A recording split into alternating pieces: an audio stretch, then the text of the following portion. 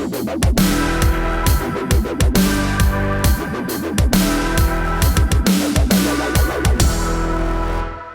this show has become a real show to watch, hasn't it? Hi, everybody. I'm Steve Green with Bill Whittle and Scott Ott.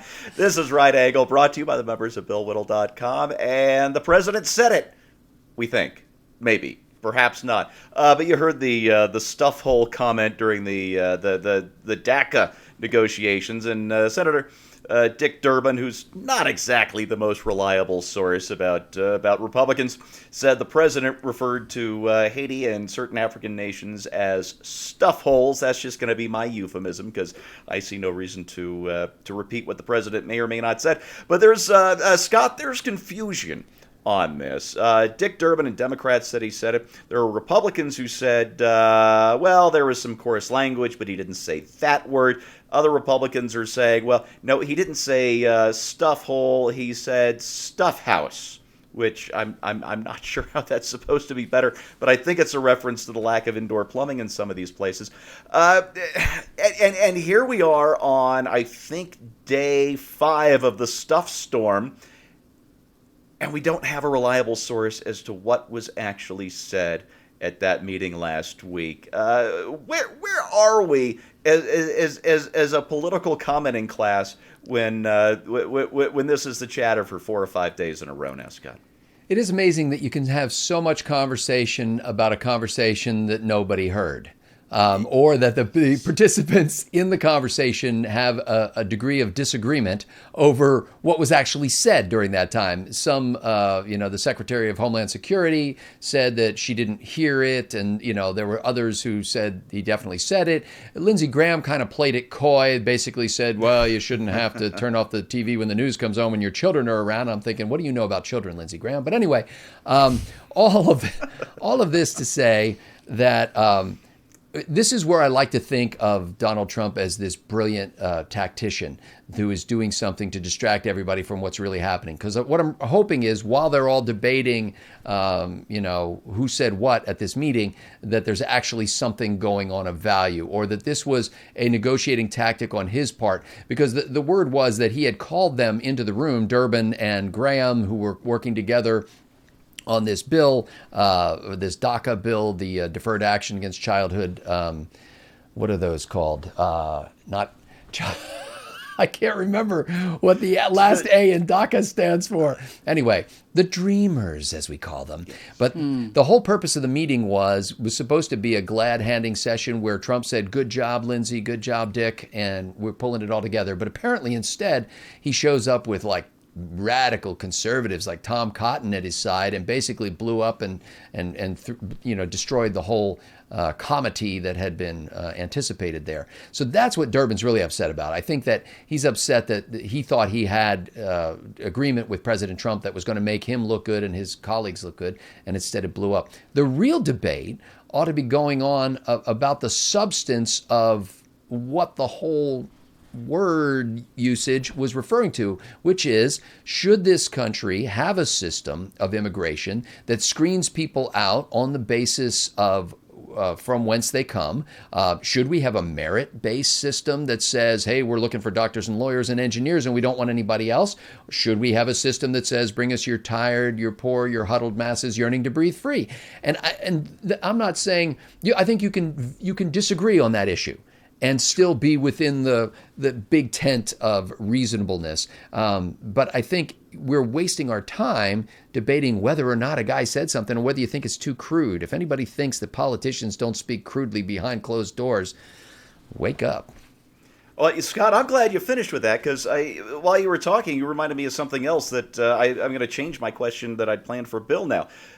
Bill, presidents have been known for salty, well, not just presidents, but politicians. But you go back to LBJ, you go back to Nixon, and yet it wasn't until Donald Trump that CNN on Friday chose to say stuff hole on the air 195 times.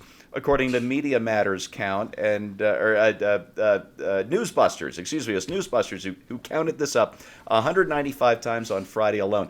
Why does Trump get this treatment? Well, why do you think?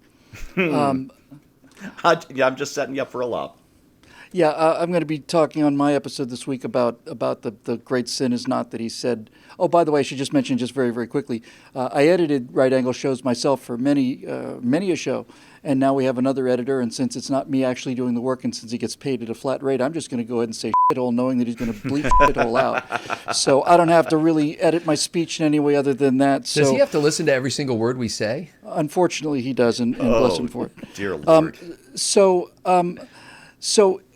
the question becomes, why is it that when Barack Obama says that the president of Israel is chicken shit, that suddenly becomes chicken beep, and President Obama referred to the situation in Syria as a shit storm, that suddenly becomes a beep storm. But now Donald Trump uses this word in private behind closed doors, or maybe even didn't, and now the American people get hit in the face with it. 100 and however many times you said. It's because they want to show that Donald Trump is insane. They want to show that he is out of control, insane. They still have this fantasy about invoking the 25th Amendment and basically impeaching Trump on the basis of his racism or his this or that. And there's all these things to say about this. But the thing that needs to be said more than anything is that when Donald Trump made this alleged remark, you knew and I knew, and everybody in the country who voted for him knew, and everybody who's up on their hind legs screaming and having the vapors and fainting over the vulgarity of this president knew that when Donald Trump said that Haiti was a shithole, if he said it, then everybody knew for an absolute certain fact that he was in fact correct. And this is the part of it that the left simply cannot handle. This is, again, I'm going to deal with this mostly in my episode, but this is breaking the spell. You see, it's breaking the glamour. If you come out and admit something that's true, even if it's impolitic to say it, then you've broken the glamour that allows the left to perpetuate this gigantic fraud on the American people. It has become the left. I gave this some very serious thought. I thought, what power does the left have? How do they actually get away with what they get away with? It's not that they've got guns. They're afraid of paring knives, and we've armed ourselves to the teeth to protect ourselves from tyranny imposed upon us by governments with guns. When in point of fact, this is not where the tyranny is coming from at all. The tyranny is coming from censorship that is not coming from official censorship. It's coming from censorship. It's coming from the sense that if I say something, I'm going to be so socially ostracized, so far beyond the pale, that I better just keep my mouth shut, because if I don't, I'm going to be made to look like a racist or a jackass or whatever the case may be. And I realize that the left's power over us is only due to the fact that we are scared of what they may say about us.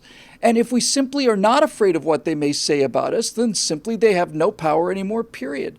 So I'm damn glad Donald Trump, if he said it, and if he didn't say it, he should have said it, because it's true. Yeah. And when you start speaking the truth like this, then all of a sudden, the left is finished. I probably just gave my entire show away, but in any event, that's basically the issue. And that's why they have to have this circus. And I suspect that once again, this does nothing but once again lower people's already microscopic respect for the press. I think anybody who's a supporter of Donald Trump is not going to suddenly go, oh my God, I'm mortified to hear that the president might have said behind closed doors this. When we know everybody in power speaks like this. And by the way, I'd be curious to know what would have happened if there was a microphone in all of Obama's things. I'd like to know what would have happened if there was a microphone behind, Ashley Judd or any of these, Robert De Niro, or any of these other people, or Harvey Weinstein, or all the rest of it. I would just like to know what things get said in Nancy Pelosi's office, what things get said in Senator Harry Reid's office. I'm not impressed by this whole thing. As a matter of fact, I'm convinced that this is yet another case that shows the American people, and so it should certainly show this half of the American people, that we are locked in a life and death struggle with this snake, and that it is not something that is going to end until one side or the other is lying in the dust, choking on their own blood. Steve, Steve, can I add a little glimmer of hope to this episode before you finish it with a great radiant display of hope? It just occurred to me while Bill was speaking, you know what this could really result in? Parents deciding that they can't leave a 24-hour news channel like CNN or MSNBC running in the background in their house because the kids may be exposed to language that they'd rather not have them replicating. And you know what's on in like every little waiting room and airport in America? CNN. Well, maybe some businesses will start saying, you know what? I don't think we should have this kind of, yeah, exactly. I don't want this kind of stuff playing for my customers before they come back for their, prostate exam. Oh, wow, Scott, that was sly. And you know what, Scott, if you went there's a place I wasn't going to go, but now I am. You mentioned Lindsey Graham earlier, and I cannot hear Lindsey Graham's name without thinking of Beverly Leslie from Will and Grace. Well, Karen Walker, I never. Anyway, those of you who watch the show will get I've never seen the show. The original Will and Grace, not the new one. The listen, folks, there are two things I want to say about this. One is not actually from me. My friend Sarah Hoyt quoted on her blog today Dave Freer, who is an escapee from South Africa.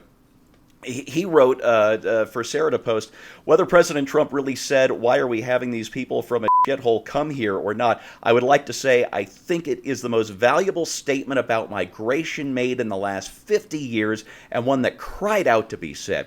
What's more, I think saying it is not only refreshingly honest, because it's a common thought, but one no one dared say it, and people need to hear it, but actually exceptionally good for both migrants and shithole countries. It's a coarse, blunt statement, but it's probably the only possible way to make the point effectively. But that's only half the story. The other half of the story is, yeah, we're talking about these countries, these bad places, but we're not talking about whole people, and that's a world of difference. Andy Grove, the founder of Intel, came here from Hungary in 1956, and I think it's fair to say that communist-run Hungary was indeed a hole. I think it's fair to say that the dry cleaner I go to, the owner of that place escaped from Vietnam after the communists took over, and he ended up joining the U.S. Army. Airborne, and now he runs a dry cleaner. So we're talking about we're talking about good people here. And so the thing we have to remember is, yeah, there are a lot of bad countries, a lot of poorly run countries, but we also need to keep in mind that there are millions of people around the world, entrepreneurial people, hardworking people, who just are Americans who weren't born here. And we need to keep welcoming them in, and maybe those countries losing their best and brightest will figure out that they need to get their acts in gear. And that's the right angle on that. I'm Steve Green with Bill Whittle and Scott Ott. Thanks to the members of BillWhittle.com for making this possible, and we'll see you next time.